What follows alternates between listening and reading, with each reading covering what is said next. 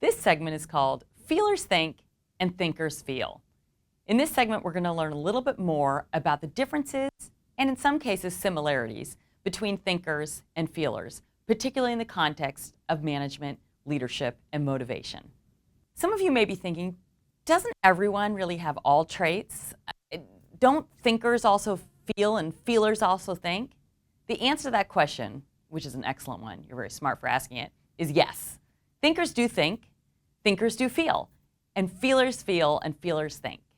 The question is, to what degree do we lead when we're managing?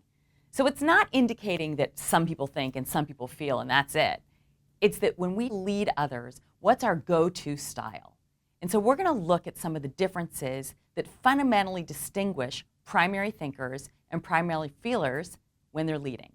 So on page 28, which you can see now on your screen in the accompanying book, you'll see some comparisons. Thinker leaders tend to lead with their heads, whereas feeler leaders tend to lead with their hearts.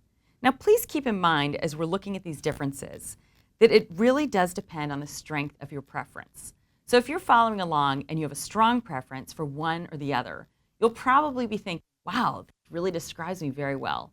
If you're following along and you have a slight preference and you're looking at your primary style, you're probably thinking, well, this kind of describes me, but not entirely. And that's completely normal and natural. The more in the middle you are, the more of both traits you naturally have. As we're looking at this chart, I also want you to think about others around you. So if you're very clear on what your natural preference is, start thinking about people that you work with, whether they're people you report to, or people that report to you, or your coworkers, or as we mentioned in the previous section, your family or friends.